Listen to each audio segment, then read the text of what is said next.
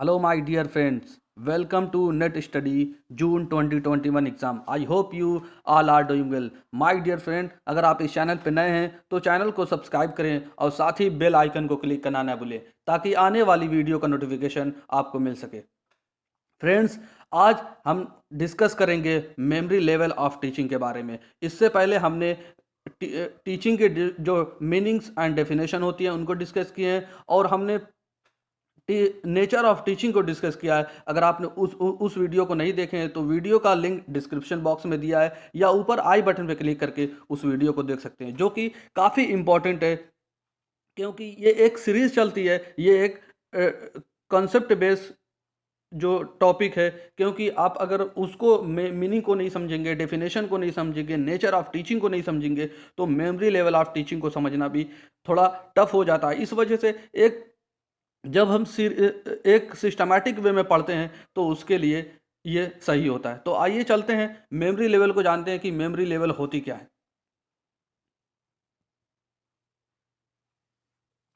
तो my dear friend, यहाँ बात करते हैं लेवल ऑफ टीचिंग के बारे में. लेवल ऑफ टीचिंग में ही ये मेमोरी लेवल आती है. और बात करते हैं टीचिंग इन्वॉल्व 3 लेवल्स. जो टीचिंग इन्वॉल्व होती है, टीचिंग जो इन्वॉल्व करती है 3 लेवल को. पहला लेवल जो होता है वो मेमोरी लेवल होता है, और सेकंड होता है अंडरस्टैंडिंग लेवल, और थर्ड होता है रिफ्लेक्टिव लेवल, जिसको शॉर्ट में MLT, ULT और RLT बोलते हैं. ये आज हम सिर्फ डिस्कस करेंगे, जैसा कि हमारा ये टॉपिक का एक स्लोगन भी है कि 1 डे 1 कॉन्सेप्ट. इस वजह से हम मेमोरी लेवल ऑफ टीचिंग को आज सिर्फ देखेंगे. उसके बाद हम अंडरस्टैंडिंग लेवल और रिफ्लेक्टिव लेवल को भी अगले नेक्स्ट जो लेक्चर हमारा आएगा उसमें हम देखेंगे. तो आइए चलते हैं बिना टाइम वेस्ट किए हुए मेमोरी लेवल को जानते हैं कि मेमोरी लेवल होती क्या है. तो my dear friend, memory level of teaching जो होती है, आज लेवल ऑफ टीचिंग का ये फर्स्ट जो स्टेप होता है मेमोरी लेवल ऑफ टीचिंग. इसमें वुडवर्थ कहते हैं कि जो memory is the direct use of what is learned. कि जो ये मेमोरी होती है इसका डायरेक्ट यूज होता है कि क्या जो सीखा है उसका डायरेक्ट यूज करना होता है. और ये कहते हैं कि और ये इम्फेसाइज किया जाता है, इसमें जो मेमोरी लेवल ऑफ टीचिंग में इम्फेसाइज किया जाता है, जोर दिया जाता है कि जो फैक्ट्स हैं, फैक्ट्स इंफॉर्मेशन को फैक्ट्स और इंफॉर्मेशन को क्राइम करना. क्राइमिंग मतलब होता है कि फैक्ट्स और इंफॉर्मेशन को रटना, उसको याद करना और उस प्रेजेंटेशन देने के लिए. यानी इसमें जैसा कि हमने डेफिनेशन में पढ़ा, इसके जो वुडवर्थ कहते हैं कि डायरेक्ट यूज किया जाता है मेमोरी का व्हाट इज लर्नड. जो सीखा जाता है उसी का डायरेक्ट यूज किया जाता है, जैसा कि फैक्ट्स एंड इंफॉर्मेशन को रटा जाता है और उसी का डायरेक्ट यूज किया जाता है. और माय डियर फ्रेंड, ये काफ़ी इंपॉर्टेंट है एग्जाम पॉइंट ऑफ व्यू से, और ये एग्जाम में कई बार पूछा भी जा चुका है. मैच ऑफ द फॉलोइंग में इसको कहते हैं कि जो मेमोरी लेवल ऑफ टीचिंग है वो किसने दिया था. तो माय डियर फ्रेंड, ये हर्बर्ट ने दिया था. ये इसको आप नोट डाउन कर ले, यहाँ से क्वेश्चन बनता है. और ये भी जो हमने कलर में किया है, ये इससे यहाँ से भी क्वेश्चन पूछा जा चुका है.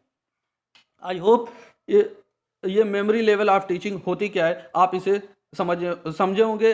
जो क्रक्स इसका ये है कि फैक्ट्स और इंफॉर्मेशन को रटना और उसको डायरेक्ट यूज करना, बस मेमोरी लेवल में यही होता है.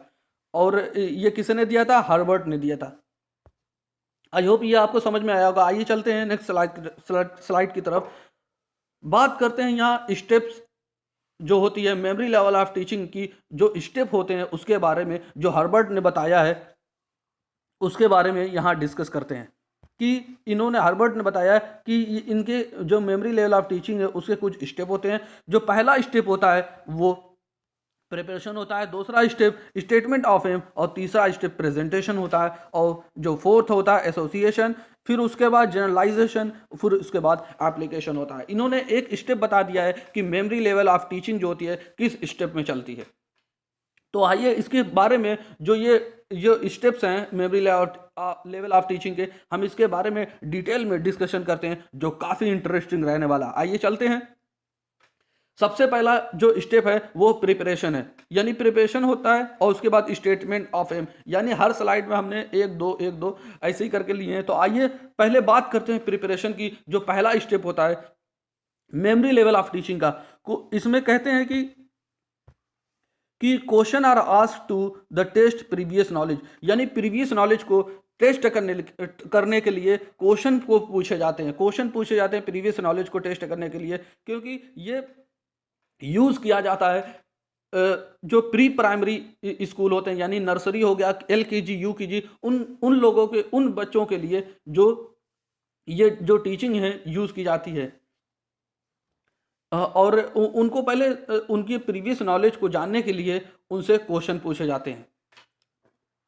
अगर स्टेटमेंट ऑफ एम की बात करते हैं तो इसमें देखा जाता है कि जो टॉपिक का नाम है उसको जानने के लिए स्टेटमेंट ऑफ एम ये एक स्टेप होता है कि ये जो टॉपिक है उसके बारे में जानना।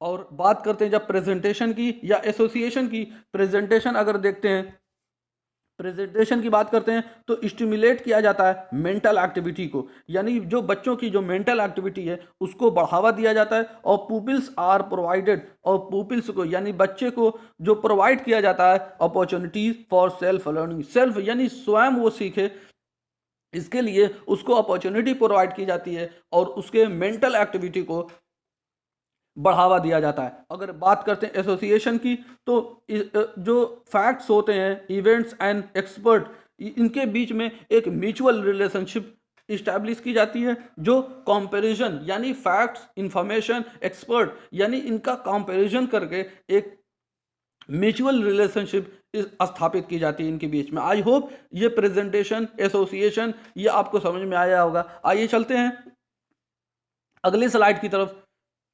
जनरलाइजेशन की बात करते हैं अगर, तो जनरलाइजेशन में माय डियर फ्रेंड ये सब के लिए बिल्कुल सेम होता है। अगर principle and laws are formulated, जो प्रिंसिपल एंड लॉज जो बनाए जाते हैं वो फ्यूचर लाइफ के लिए, जो फ्यूचर में आने वाली जो सिचुएशन होती है उनको हैंडल करने के लिए, और ये जो प्रिंसिपल एंड लॉज बनाए जाते हैं, अगर ये जनरलाइजेशन होते हैं हर बच्चे के लिए, हर बच्चा जो होता है वो प्रिंसिपल एंड लॉज उनके लिए लॉज बनाए जाते हैं ताकि वो फ्यूचर जो फॉर फ्यूचर लाइफ सिचुएशन के लिए, जो फ्यूचर में आने वाली जो परिस्थिति होती है उनके लिए प्रिंसिपल एंड लॉज बनाए जाते हैं।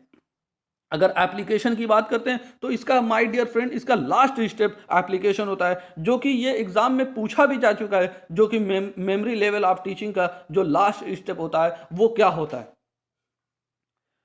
ये क्वेश्चन किसी भी तरीके से फ्रेम किया जा सकता है, 4th स्टेप पूछा जा सकता है, 5 स्टेप, इसको अरेंज करने के लिए कहा जा सकता है कि इसको अरेंज करिए एक सिस्टमैटिक वे में, जैसा कि हार्वर्ड ने जो एक सिस्टम बताया है कि कैसे एक मेमोरी लेवल ऑफ टीचिंग का जो स्टेप होता है वो किस तरीके से चलता है। ऐसे भी क्वेश्चन यहाँ से पूछे जा सकते हैं। बात करते हैं एप्लीकेशन की, तो जब नया नॉलेज सीखा जाता है इज यूज्ड, और इसको यूज किया जाता है नई सिचुएशन के लिए, यानी जो भी नई नॉलेज, नया नॉलेज सीखा जाता है उसको नई सिचुएशन में यूज करने के लिए किया जाता है। तो आई होप ये सारे स्टेप्स आपको समझ में आए होंगे, और ये काफ़ी important exam point of view से कि पूछा, अगर करेक्ट देखें इसका तो माय डियर फ्रेंड इसमें सबसे पहले यही पूछा जाता है कि मेमोरी लेवल ऑफ टीचिंग जो होती है वो किसने दी थी, और इसमें फैक्ट्स, इंफॉर्मेशन, और ये किस मतलब प्राइमरी स्कूल के लिए या प्री प्राइमरी के लिए या हायर एजुकेशन वालों के लिए, किसके लिए, तो इसमें भी प्री प्राइमरी जो नर्सरी, UKG, LKG वगैरह बच्चों के लिए ये होती है।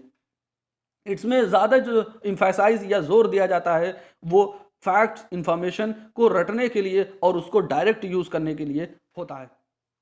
अगर स्टेप्स की बात करते हैं तो स्टेप भी आपके लिए काफ़ी इंपॉर्टेंट है और हमने इसको डिटेल में डिस्कशन किया है, तो आई होप ये सारे आपको समझ में आए होंगे। तो माय डियर फ्रेंड अब वीडियो का एंड यहीं पे होता है। हम अगले लेक्चर में आपके लिए बात करेंगे अंडरस्टैंडिंग लेवल ऑफ टीचिंग की। तो माय डियर फ्रेंड अगर आपको ये वीडियो अच्छी लगी हो तो वीडियो को लाइक करें और अपने दोस्तों के साथ शेयर करें। अगर आप इस चैनल पर नए हैं तो चैनल को सब्सक्राइब करें और साथ ही बेल आइकन को क्लिक करना ना भूलें ताकि आने वाली वीडियो का नोटिफिकेशन आपको सबसे पहले मिले। और वीडियो जो प्रीवियस वीडियो है जो मीनिंग ऑफ टीचिंग और डेफिनेशन उसकी है और नेचर ऑफ टीचिंग का जो वीडियो है वो आपकी स्क्रीन के सामने आपके सामने आया होगा। आप उस पर क्लिक करके वीडियो को देख सकते हैं ताकि आपका कॉन्सेप्ट और ज़्यादा बिल्ड हो सके। तो thank you for watching video. Have a great day.